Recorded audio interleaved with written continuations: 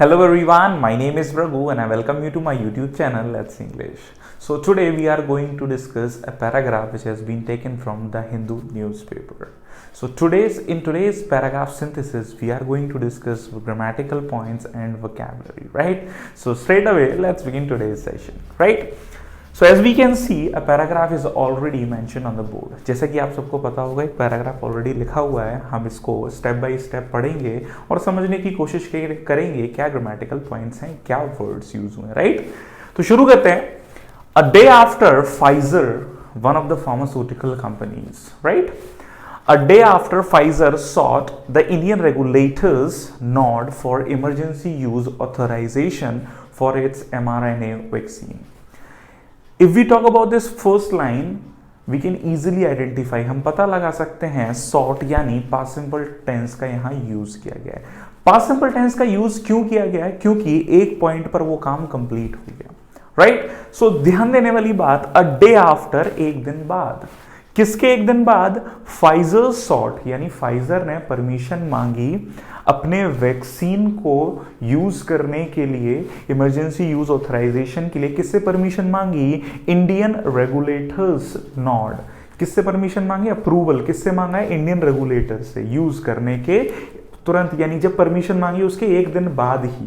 यानी एक सिचुएशन है जिसके बाद दूसरी सिचुएशन अराइज हुई, राइट? तो सीधी बात, नॉट माने अप्रूवल, सॉट सीक की second form past simple tense की तरह यूज हुआ है, जिसका मतलब परमिशन ही हो, राइट?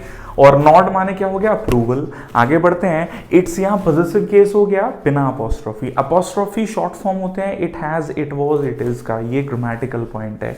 लेकिन जब पोजीशन बताना है तो बिना अपोस्ट्रोफी, स्पेशली प्रोनाउन में, राइट? आगे देखते हैं. तो एक दिन बाद ही क्या हुआ? The Pune based Serum Institute of India.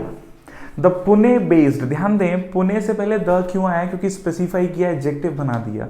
वैसे पुणे एक शहर का नाम है तो प्रॉपर नाउन से पहले द तो नहीं आएगा, लेकिन यहाँ टाइटल की तरह यूज हुआ है. कैसे? The Pune based Serum Institute of India has approached, present perfect tense, क्योंकि उस पॉइंट से अब तक, राइट? अभी इससे पहले डिस्कस किया पास्ट सिंपल, उस पॉइंट से अब तक. तो has approach the regulator for a similar node, यानी उस इंस्टीट्यूट, कौन सा? सीरम इंस्टीट्यूट ऑफ इंडिया ने भी उसी अप्रूवल के लिए क्या किया है? अप्रोच किया है.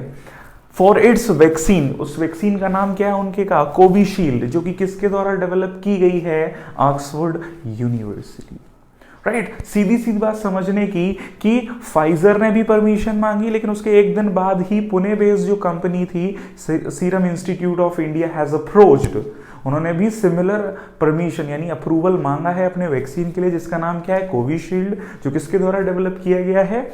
Oxford University, right? आगे देखते हैं. Unlike preposition, right? Unlike preposition हो गया, इसका मतलब विपरीत. तो फाइजर के विपरीत AstraZeneca, right? AstraZeneca which is carrying out, carry out मतलब carry on, जारी रखना. carry out मतलब accomplish करना, किसी चीज को कंप्लीट करने की कगार पर लाना, ऐसा भी हम कह सकते हैं. तो AstraZeneca which is carrying out, अब यहां पर हम प्रेजेंट कंटिन्यूअस यूज हुआ क्योंकि वो थर्ड फेज में ट्रायल्स कर रहा है.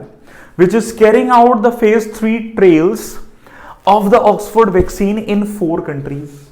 चार देशों में वो अपने ट्रायल्स क्या कर रहा है? कंप्लीट करने की कगार पर है, थर्ड फेज में, right? Is yet to secure, लेकिन वहां एक परेशानी आ गई. क्या? Is yet to secure a nod, यानी उसने अभी तक अप्रूवल सिक्योर गेन नहीं किया है. किससे?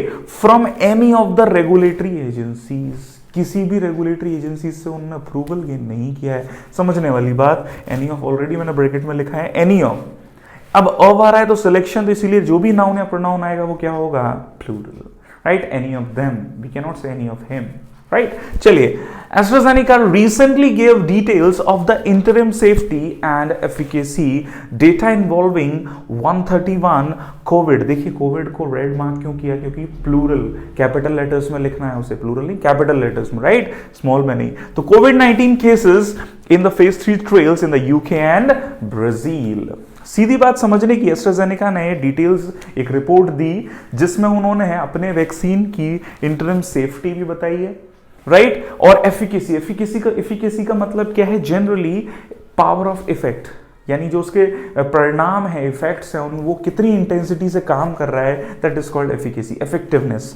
डेटा इन्वॉल्विंग, कितने केसेस पे उन्होंने ट्राई कर लिया, 131 कोविड केसेस, कितने कौन से फेज में, थर्ड फेज ट्रेल्स, कितने देशों में, 2, यूके एंड ब्राजील। यूके से पहले द क्यों आया है, क्योंकि यूनियन फॉर्म, यूनाइटेड फॉर्म से पहले हम द यूज करते हैं, राइट। चलिए भाई आगे देखते हैं, नेक्स्ट लाइन क्या कहती है, but the details of the trails, लेकिन ट्रेल्स की डिटेल्स कहां पे, in India are not out yet, यानी इंडिया में अभी तक ट्रेल्स की कोई डिटेल्स आउट नहीं हुई है। येट एक क्या है, एडवर्ब।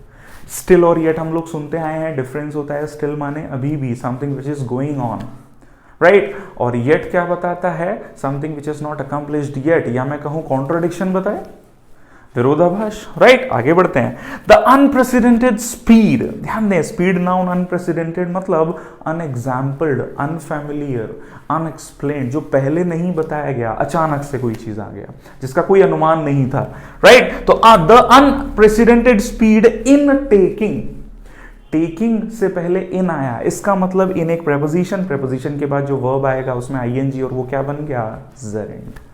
इन के बाद टेकिंग, टेकिंग आईएनजी, क्यों, क्योंकि वो जेरेंड हो गया, क्योंकि प्रेपोजिशन नाउन प्रोनाउन के साथ ही, क्लियर। चलिए, the vaccine from the development stage to approval process in less than a year is remarkable.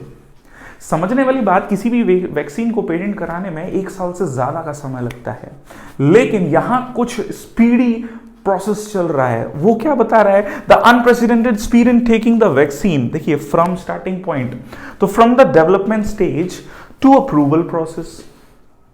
ध्यान देने वाली बात, प्रोसेस ना होना, अप्रूवल एडजेक्टिव। अब कुछ लोगों के दिमाग में आएगा सर स्टेज से पहले डेवलपमेंटल, नहीं, डेवलपमेंट स्टेज अपने आप में कंपाउंड नाउन है, तो यहां आपको चेंज करने की जरूरत नहीं है।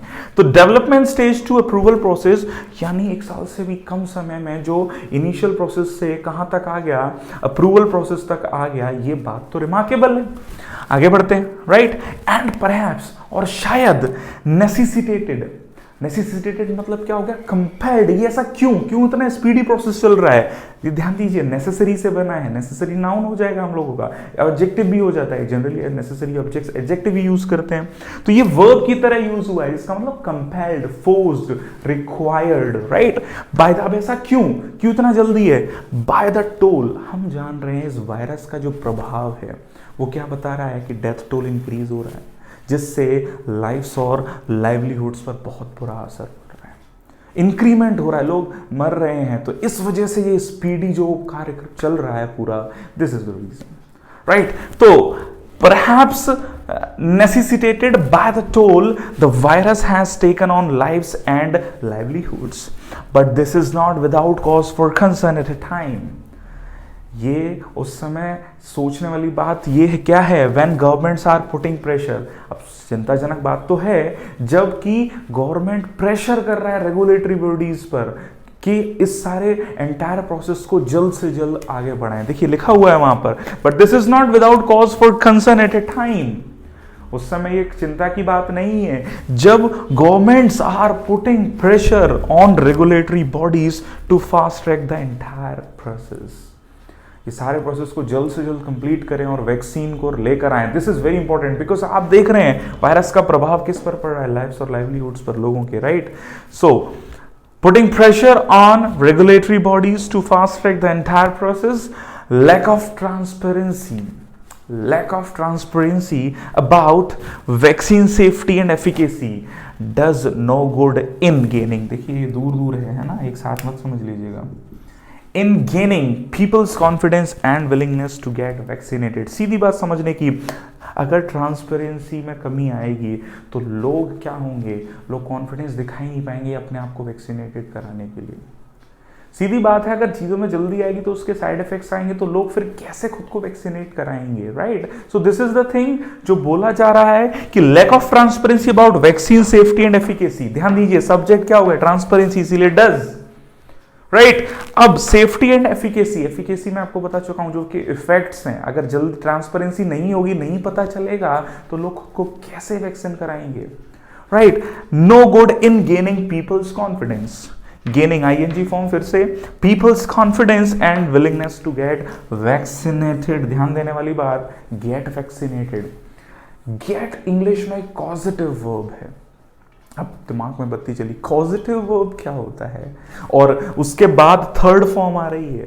तो गाइस आपके अगले सेशन में मैं आपके लिए लेके आने वाला हूं कॉजेटिव वर्ब्स क्या हैं और उनका यूज कैसे करना है। सो आई होप आज का ये पैराग्राफ बहुत सिंपल सा था, आपको समझ में आया हो, राइट? तो हम मिलते हैं नेक्स्ट सेशन में with some more grammatical points. This is all for now. Thank you very much everyone.